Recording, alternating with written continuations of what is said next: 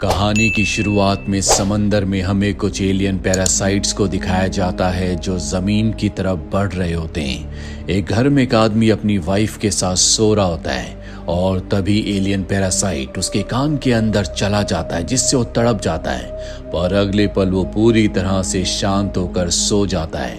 उसे पता नहीं चलता कि कान के थ्रू एक पैरासाइट उसके ब्रेन के अंदर एंटर हो गया है। वहीं सिंची नाम का एक लड़का जो कान में ईयरफोन लगाकर सो रहा होता है और तभी वो एलियन पैरासाइट उसके बेड पर कूदकर उसके कान के अंदर जाने की कोशिश करता है, लेकिन उसने कान में ईयरफोन्स लगा रखे हैं इसीलिए वो उसके कान के अंदर एंटर नहीं कर पाता। अब वो उसके नाक से अंदर जाने की कोशिश करता है लेकिन सिंची की नींद खुल जाती है। वो उसे अपने नाक से खींचकर दीवार की तरफ फेंकता है, उसे मारने की कोशिश करता है, लेकिन वो पैरासाइट एक बार फिर से उसके हाथ की वेन के अंदर से उसके हाथ के अंदर चला जाता है। सिंची वायर से अपने हाथ को बांध देता, वो पैरासाइट को देख सकता है। तभी उसकी मॉम उसकी आवाज सुनकर बाहर आ जाती है और सिंची से पूछती है कि अंदर तुम क्या कर रहे हो।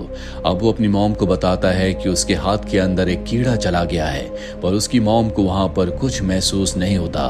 अगली सुबह सिंची जब ब्रेकफास्ट कर रहा होता है तो वो अपनी मॉम को बताता है कि मेरे हाथ में मुझे अजीब सा फील हो रहा है। उसकी मॉम कहती है कि शायद तुम अच्छे से नहीं सोए। वहीं हमें उस आदमी को दिखाया जाता है जिसके कान में रात को पैरासाइट चला गया था। वो जब अपने आप को मिरर में देखता है तो उसकी आंखें उसके कंट्रोल में नहीं होती और अब वो अपनी वाइफ के पास जाता है और जैसे वो अपना मुंह खोलता है तो उसका मुंह एक क्रीचर की तरह होता है जो देखकर उसकी वाइफ डर जाती है। दरअसल जो पैरासाइट उसके कान के अंदर गया था उसने उसके दिमाग पर पूरी तरह से अपना कब्जा कर लिया है, जिस वजह से वो अपनी वाइफ को मार देता है। वहीं हमें सिंची को दिखाया जाता है जो स्कूल में अपनी फ्रेंड सितोमी के साथ होता है। सितोमी उससे मजाक कर रही होती है, तभी सिंची का हाथ जिसके अंदर वो पैरासाइट वो क्रिएचर वो एलियन गया था वो उसके कंट्रोल से बाहर हो जाता है और सितोमी के प्राइवेट पार्ट को टच करता है। सितोमी नाराज होकर वहां से चली जाती है। इसके बाद सिंची जब क्लास में होता है तो उसका इरेजर नीचे गिर जाता है। वो उसे उठाने के लिए नीचे झुकता है। इरेजर अब भी उससे दूर होता है, पर अगले पल उसके हाथ की लेंथ बहुत ज्यादा बढ़ जाती है। वो इरेजर को उठा लेता है। सिंची हैरान होता है, सिंची को कुछ समझ नहीं आता कि उसके साथ क्या हो रहा है। और अब वो अपने फ्रेंड्स के साथ जब बास्केटबॉल खेल रहा होता है तो बड़ी आसानी से बहुत दूर से वो बॉल को रिंग के अंदर डाल देता है। सिंची घर आने के बाद इस बारे में इंटरनेट पर पढ़ने की कोशिश करता है और तभी वो देखता है कि उसके हाथ में एक आंख है जो अपने आप ही गायब हो जाती है। सिंची बहुत ज्यादा डर चुका है। वो ब्लेड से अपने हाथ को काटने की कोशिश कर रहा होता है ताकि उस पैरासाइट उस क्रिएचर को बाहर निकाल सके जो रात को उसके हाथ के अंदर चला गया था। और इससे पहले कि सिंची कुछ कर पाता उसका हाथ एक क्रिएचर के मुंह के रूप में बदलकर उस पर हमला करता है। सिंची उसे अपने आप से दूर करता है। जल्दी उसका हाथ पूरी तरह से शांत हो जाता है। सिंची उससे पूछता है कि तुम कौन हो, और वही शब्द वो क्रिएचर रिपीट करता है क्योंकि उसे इंसानी भाषा नहीं आती। इसीलिए वो सिंची की बुक्स से इंटरनेट से इंसानों की भाषा उनके तौर तरीके सीखने की कोशिश करता है। दरअसल ये जो एलियन पैरासाइट होता है वो इंसानों के दिमाग में जाकर उन्हें पूरी तरह से अपने कंट्रोल में कर लेते हैं। और रात को वो सिंची के दिमाग के अंदर एंटर नहीं कर पाया था, इसीलिए वो हाथ के अंदर चला गया और अब सिंची का पूरा हाथ उसके कंट्रोल में है। साथ ही सिंची का माइंड भी स्टेबल है, इसीलिए सिंची उससे बात कर पा रहा होता है। ये एलियन पैरासाइट बहुत ज्यादा इंटेलिजेंट होते हैं। जल्दी वो पूरी की पूरी भाषा सीख जाता है और अब सिंची उसे कहता है कि मैं अपने हाथ को काट कर तुम्हें अपने आप से अलग कर दूंगा। वो कहता है कि हाँ, ऐसे में मैं तुमसे अलग होकर मर तो जाऊंगा लेकिन तुम भी अपना एक हाथ खो दोगे। तुम चिंता मत करो, मैं तुम्हें कोई नुकसान नहीं पहुंचाऊंगा क्योंकि तुम्हारी बॉडी तुम्हारा हाथ ही मेरा होस्ट है, यानी कि वो एक तरह से मेरा घर है। और अब सिंची भी उसकी बात मान जाता है। स्कूल में सिंची के जब मार्शल आर्ट की क्लास चल रही होती है तो उसका हाथ यानी कि वो पैरासाइट क्रिएचर एक बार देखकर ही सब कुछ सीख जाता है। साथ ही अब इन दोनों की दोस्ती हो चुकी है। एलियन पैरासाइट सिंची को अपना नाम मिगी बताता है।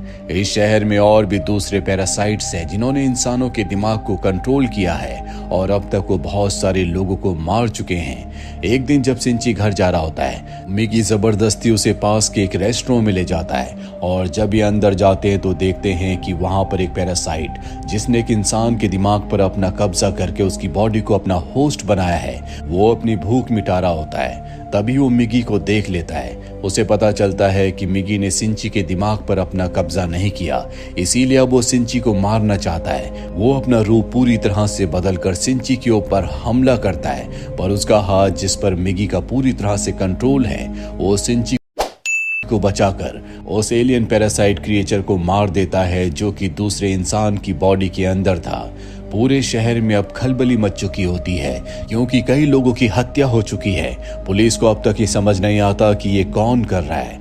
वहीं हमें सिंची को दिखाया जाता है, जो घर आने के बाद मिगी से कहता है कि तुम्हें अपने साथियों को रोकना होगा, वो इंसानों को इस तरह से नहीं मार सकते। मिगी उसे बताता है कि इंसान ही पैरासाइट्स का खाना है, उन्हें रोका नहीं जा सकता। इंसान भी अपनी भूख मिटाने के लिए पेड़ पौधों को काटते हैं, जानवरों को मारते हैं, तो इसमें कुछ भी गलत नहीं है।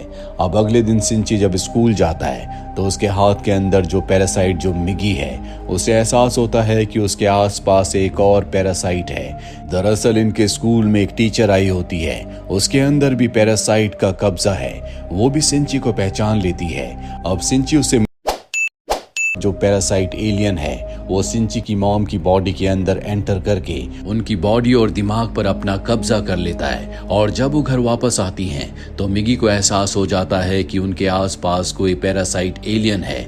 इस बारे में वो सिंची को बताता है और तभी सिंची देखता है कि उसकी मॉम उनकी तरफ बढ़ रही है। मिगी कहता है कि अब वो इंसान नहीं है, उनके अंदर उसी पैरासाइट का कब्जा है जिसे हमने जख्मी किया था।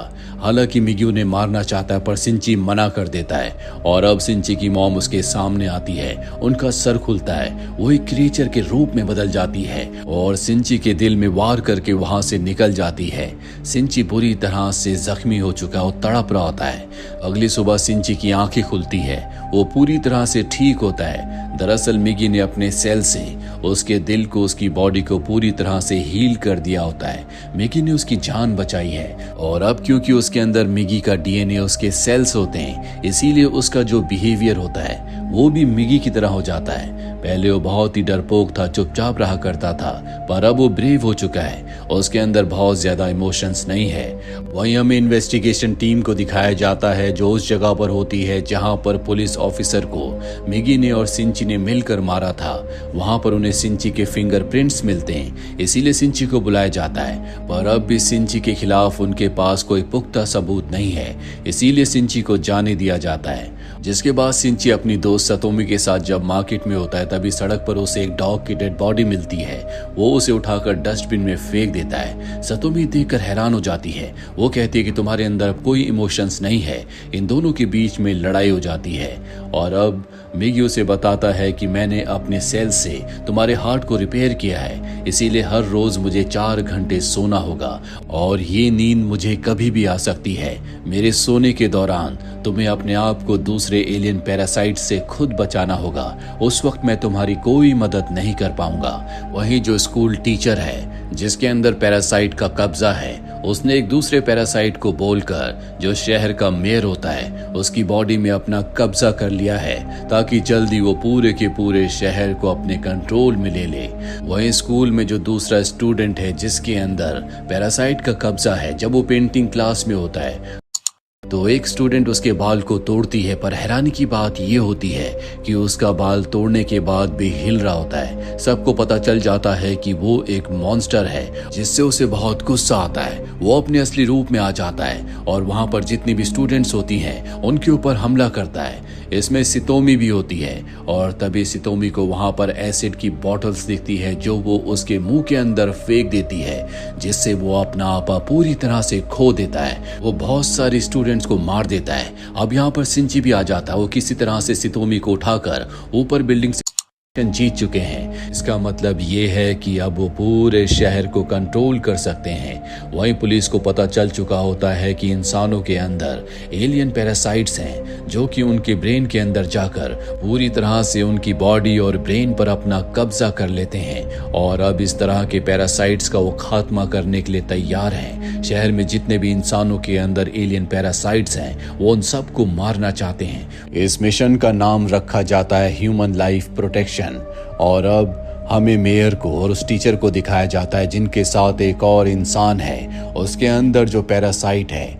वो बहुत ही खतरनाक है। शायद वो सभी पैरासाइट्स का लीडर है। वहीं सिंची को दिखाया जाता है जो हॉस्पिटल में सतोमी से मिलने के लिए जाता है। अब वो पहले से ठीक है। यहाँ पर सिंची तय करता है कि शहर में जितने भी पैरासाइट्स हैं वो एक एक करके सबका खात्मा कर देगा। वहीं हमें डिटेक्टिव की टीम को दिखाया जाता है जो दूर से उसके ऊपर नजर रख रहे होते हैं। अब उन्हें पता चल चुका है कि उसकी बॉडी के अंदर भी एक पैरासाइट है। और इसी के साथ ये फिल्म, ये कहानी यहीं पर खत्म हो जाती है। उम्मीद करते हैं कि ये कहानी आपको पसंद आई होगी।